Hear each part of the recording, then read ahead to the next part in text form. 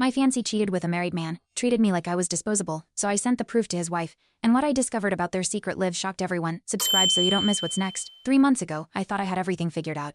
My name is Ethan Caldwell, and at 28, I was a project manager for a mid-sized construction company in Portland, Oregon. My fiancé Audrey Mitchell and I had been together for 4 years, engaged for 8 months. We'd picked out wedding venues, sent save the dates, and I'd even started shopping for our honeymoon. Audrey worked as a marketing coordinator for a tech startup downtown. She was beautiful, ambitious, and had this way of making everyone in a room gravitate toward her. My friends always said I was lucky to have her. My father Dale, who's never been impressed by anyone, actually approved of her. She's got drive, he'd say. That girl knows what she wants. What I didn't realize was that what she wanted had never included me. The first crack appeared during our engagement party in January. Had spent weeks planning it, wanting everything perfect for her. Audrey spent most of the evening on her phone, claiming work emergencies. When my best friend Jackson Rivera pulled me aside to ask if everything was okay between us, I brushed it off. Wedding stress. I told him she's just overwhelmed with all the planning. But Jackson's expression stayed troubled. He'd known Audrey almost as long as I had, and he'd never seen her so distant during what should have been one of our happiest moments. The real warning came in February when I suggested we move our wedding date up by 2 months. We'd been talking about it for weeks. Both our schedules were lighter in spring, and the venue had a cancellation. Actually, I think we should push it back, Audrey said without looking up from her laptop. Maybe fall? I want everything to be perfect, and we're rushing things. Something in her tone felt wrong. This was the same woman who'd been making Pinterest boards for our wedding since our second date. The same woman who'd dragged me to 4 different cake tastings in one weekend. Rushing things, I asked. We've been planning for 8 months. She finally looked at me, and for just a moment, I saw something I'd never seen before: guilt. But it disappeared so quickly I convinced myself I'd imagined it. I just think we need more time to save money, she said. My promotion isn't guarantee, and your project timeline got extended. We should be practical. The conversation ended there, but something had shifted. Over the next few weeks, I noticed more changes. Audrey started working late more often, sometimes not coming home until after midnight. She'd always been social, but now she was going out with work friends I'd never heard of. When I asked to meet them, she'd changed the subject. The biggest red flag came when she started guarding her phone like a state secret. Audrey had never been secretive about anything. She used to hand me her phone to answer texts while she was driving. Now she kept it face down during dinner and took it with her to the bathroom. By early March, I couldn't ignore my suspicions anymore. I decided to talk to someone I trusted: Margaret Mitchell, Audrey's mother. Margaret and I had always gotten along well. She'd welcomed me into their family from the beginning, and I thought she'd have insight into what was going on with her daughter. I called her on a Thursday afternoon while Audrey was at work. Ethan, honey, what's on your mind? Margaret's voice was warm, but I could hear tension underneath. I'm worried about Audrey, I said. She's been acting differently lately, distant, secretive. I'm wondering if there's something going on that I should know about. The silence stretched so long I thought the call had dropped. Margaret, were you there? I'm here. Her voice had changed completely, cold-guarded. Ethan, I think you might be overthinking things. Audrey's always been independent. She's probably just focused on her career right now. But she's canceling plans, working late every night, and she won't even let me see her phone anymore. That's not independence, that's secrecy. Maybe you're being a little controlling. The words hit like a slap. Audrey's mentioned that you've been clingy lately. Questioning her whereabouts, checking up on her. She needs space to breathe. I felt my stomach drop. Audrey had been talking to her mother about me behind my back, painting me as some kind of jealous, possessive boyfriend. I'm not being controlling, I said. I'm being concerned. There's a difference, is there? Margaret Estone had turned completely hostile. Listen, Ethan, I think you need to do some soul searching about why you don't trust the woman you claim to love. Maybe the problem isn't Audrey. Maybe it's you. She hung up before I could respond. I sat in my truck outside the construction site, staring at my phone. My own future mother-in-law had just accused me of being a controlling, paranoid fiancé. Worse, she'd made it clear that Audrey had been feeding her narrative about my behavior.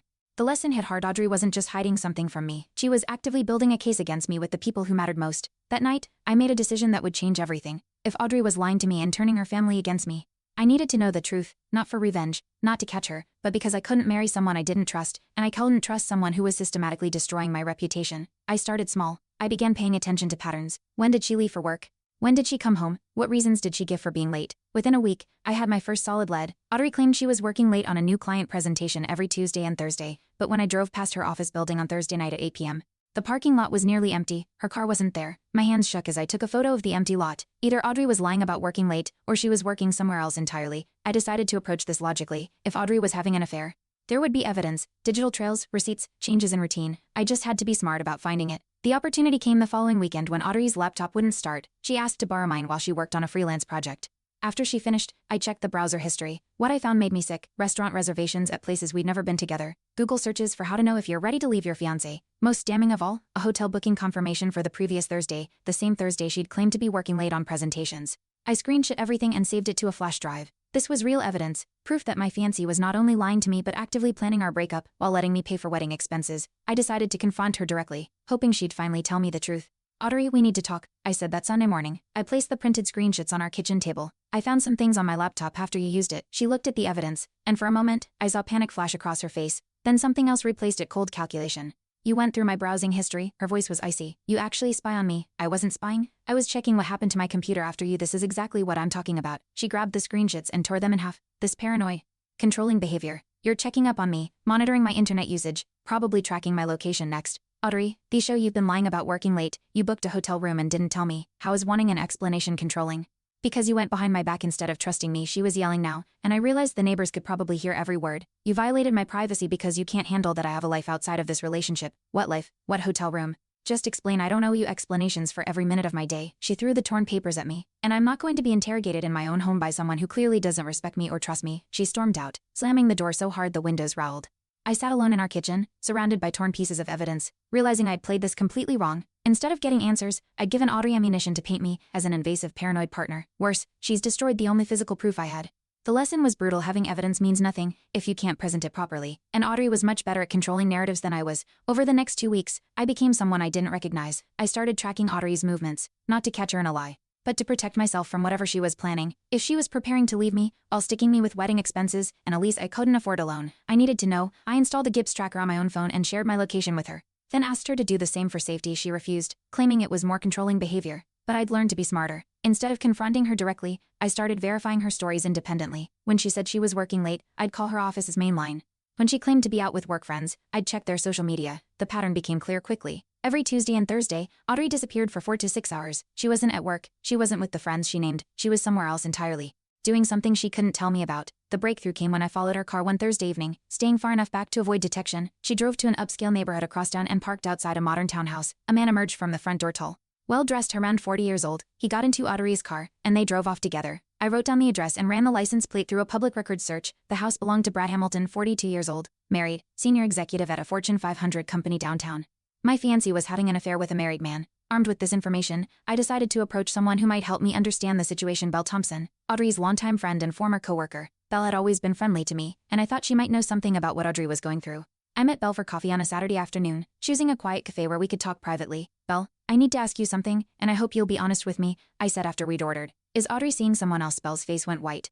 She set down her coffee cup with shaking hands. Ethan, why would you ask me that? Because she's been lying about working late, she's secretive about her phone, and she's been meeting with a married man named Brad Hamilton. Oh God, Belle put her head in her hands. Oh God, my heart stopped. So it's true. Belle looked around the cafe, then leaned forward. Ethan, I've been wrestling with this for months. I love Audrey like a sister, but what she's doing is wrong. She's been seeing Brad since December. She told me she was going to end things with you after the holidays, but then she just didn't hit December. I felt like I'd been punched. She's been cheating for 4 months. She kept saying she was confused, that she needed time to figure things out. She said Brad was talking about leaving his wife, and she wanted to see if it was real before she made any big decisions. So she decided to keep me around as a backup plan while she figured out if her married boyfriend would actually leave his family. Belle nodded miserably. I told her it wasn't fair to you. I told her she needed to make a choice, but she said you were stable and safe, and she wasn't ready to give that up for someone who might not follow through. I felt something break inside my chest. 4 months of lies, 4 months of being treated like a security blanket, while she explored her options with someone else. Elle, will you help me? I asked. Will you tell her you told me? Will you back me up if I confront her? Belle's expression changed instantly. Fear replaced sympathy. Ethan, I can't get involved in this. Audrey she's vindictive when she's angry. If she finds out I told you, she'll destroy me. She knows things about my personal life, my job situation. She could ruin my reputation. You said yourself that what she's doing is wrong. It is wrong, but it's between you and her. I'm sorry, but I can't be in the middle of this. If you confront her, please don't mention that we talked. Belle left the cafe quickly, leaving me alone with the devastating truth. My fiancé had been cheating for months, treating me like a disposable backup option, and even her closest friend was too afraid of her to stand up for what was right. The lesson was clear. Audrey had power over people through fear and manipulation. Anyone who might help me was too scared of her retaliation to get involved. I realized I was completely on my own. If I wanted the full truth and evidence that Audrey couldn't destroy or deny, I'd have to get it myself. I started by learning everything I could about Brad Hamilton. Public records showed he'd been married to Melissa Hamilton for 15 years. They had 2 children, ages 12 and 9. Brad's LinkedIn showed he was VP of operations at a major logistics company. His social media was locked down, but Melissa's Instagram was public. What I saw there made my stomach turn. Family photos, vacation pictures, posts about their kids' soccer games, and school plays. This wasn't some unhappy marriage heading for divorce. This was a family that looked genuinely happy and stable. Audrey wasn't just betraying me, she was helping Brad betray his wife and potentially destroy his children's lives. I started documenting everything systematically. I created a timeline of Audrey's lies, cross-referenced with Brad's social media activity. I found photos of him at business dinners on nights Audrey claimed to be working late. I discovered he'd been liking her Instagram posts going back 6 months before Belle said the affair started. The pattern painted a clear picture. This wasn't a sudden romance. It was a calculated affair that had been building for months, with both of them lying to their partners while maintaining their public images as committed, trustworthy people. I needed definitive proof, something undeniable that would protect me legally and financially when this all came crashing down. The opportunity came in late March, when Audrey announced she was going on a work retreat for the weekend. She'd be staying at a resort an hour outside the city with her marketing team. I called her company's main line on Friday afternoon and asked to speak with her supervisor about sending her some documents. "I'm sorry, but Audrey's team doesn't have any retreats scheduled this month," the receptionist said. "She's not on company travel right now." Another lie. Another weekend she'd be spending with Brad while I stayed home, probably paying bills for a wedding that was never going to happen. The Friday evening, I made a decision that terrified me. I was going to follow them. I drove to Brad's house and parked where I could see both his driveway and the street. At 7:30, Audrey's car pulled up. Brad came out with an overnight bag and got in. They drove toward the highway, heading in the direction of the resort Audrey had mentioned. I followed them for an hour, staying far back, until they pulled into the parking lot of an upscale mountain lodge. They checked in together, Brad's arm around Audrey's waist like they were a legitimate couple. I parked across the road and used my phone's camera to zoom in on them through the lobby windows. I got clear shots of them kissing, of Brad signing the register, of Audrey laughing at something he said while wearing the ring I'd given her. This was it. Undeniable proof that my fiancée was having an affair with a married man, lying to me about weekend work trips, and conducting herself like she was single while planning a wedding with me. On Monday morning, I took my evidence to someone I thought would understand the gravity of the situation. My father, Dale Caldwell. Dad had always been protective of me, and he'd been the one pushing me to get married and settle down with a good woman. I drove to his house before work and laid everything out on his kitchen table. Photos, timeline, documented lies, evidence of the hotel bookings and fake work retreats. "Dad, I need your advice," I said. "I've discovered that Audrey's been having an affair for months. She's been lying to me about work, disappearing for hours, meeting with this married man. I have proof of everything." Dad looked through the evidence slowly, his expression unreadable. Finally, he set the papers down and looked at me with disappointment. "Son, what exactly are you asking me to do with this?" "I'm asking for your support. I'm asking you to help me figure out how to handle this situation. I can't marry someone who's been cheating on me and lying to my face. And you can't handle your personal relationships like a man." Apparently his words hit like ice water. "You followed your fiancée around like some kind of private investigator. You spied on her, took pictures of her without her knowledge, documented her private activities.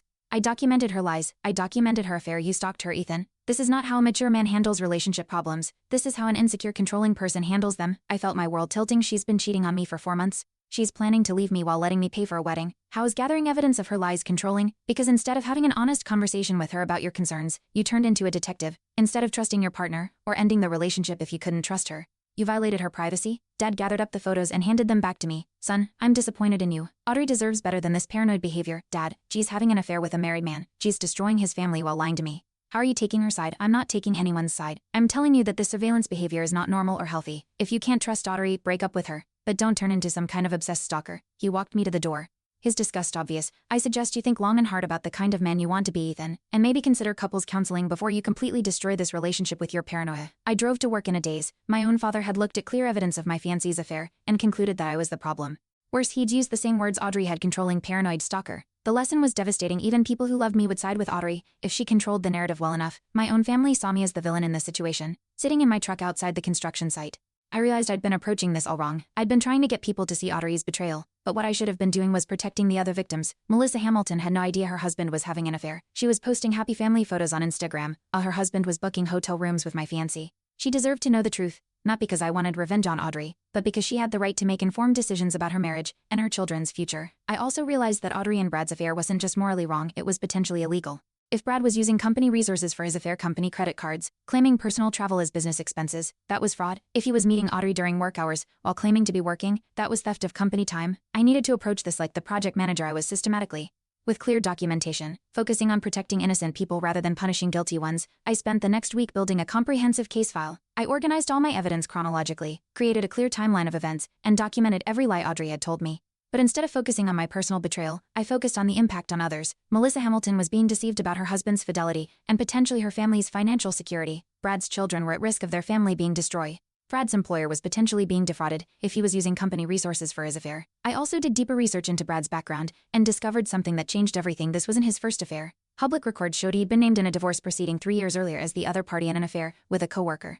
That case had been settled out of court, suggesting Brad's employer had likely covered up the situation to avoid scandal. Audrey wasn't just having an affair with a married man, she was having an affair with a serial cheater who had a pattern of destroying families and careers. With this new perspective, I reached out to someone I thought might actually help: Jackson Rivera, my best friend since college. Jackson was a family law attorney, and I trusted him to give me objective advice about how to handle the situation legally and ethically. "Jackson, I need your professional opinion on something," I said when I called him. "I've discovered that Audrey is having an affair, and I have evidence, but I'm not sure how to proceed without making things worse for myself." "Slow down," Jackson said. "Tell me everything from the beginning."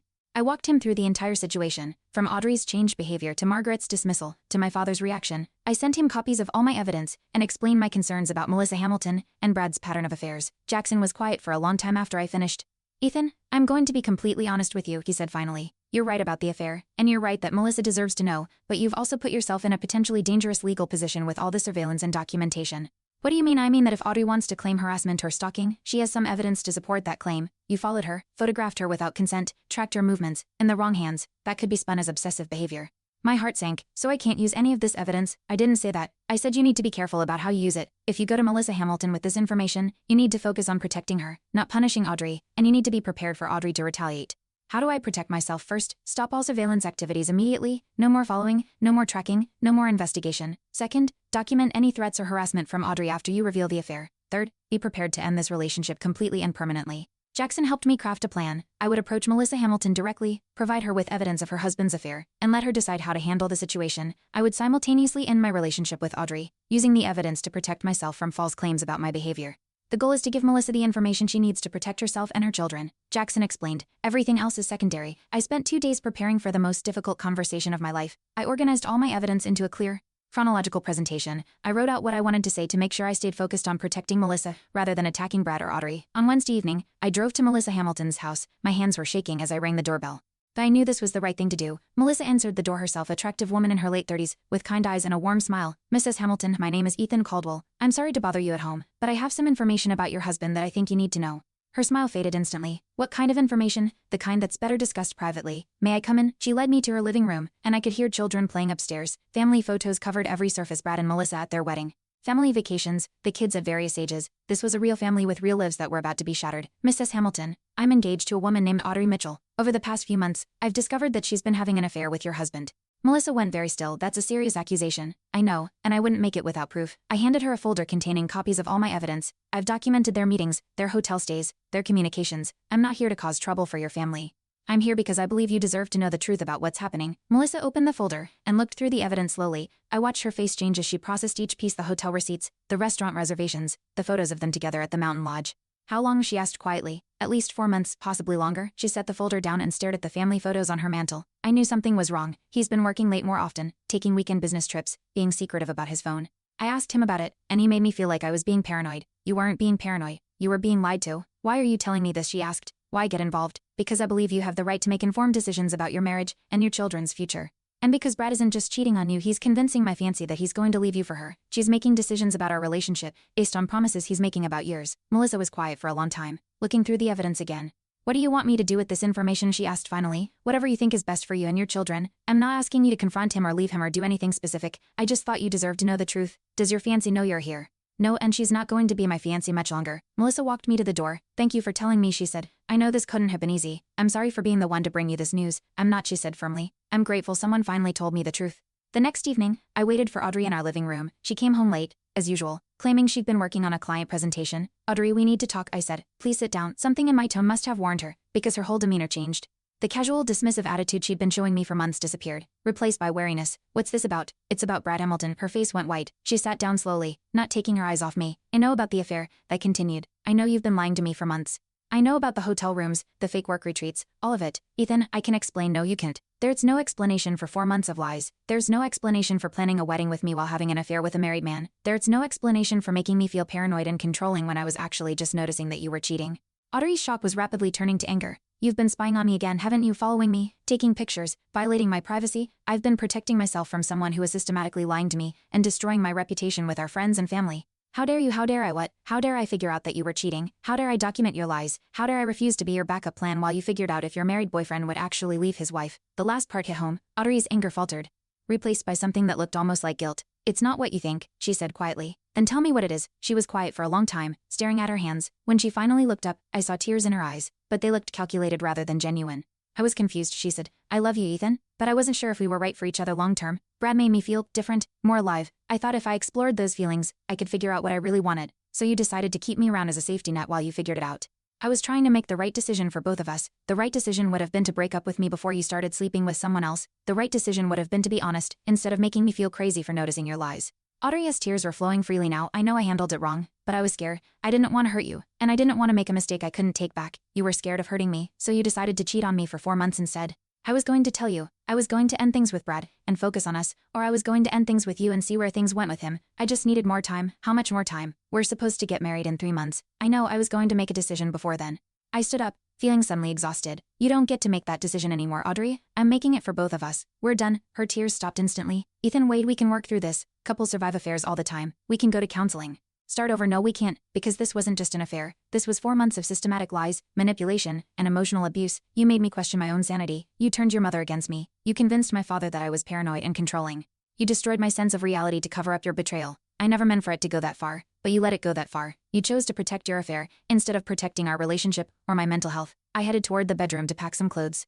Where are you going? Audrey called after me. To stay with Jackson until I can figure out a more permanent living situation. Ethan, please don't throw away 4 years because of one mistake. I stopped and looked back at her. This wasn't one mistake, Audrey. This was hundreds of decisions to lie to me, to cheat on me, and to make me feel like I was losing my mind. I can't trust you. I can't believe you, and I can't marry you. What about the wedding, the deposits, all the planning? What about it? You were willing to go through with a wedding to someone you aren't sure you wanted to be with.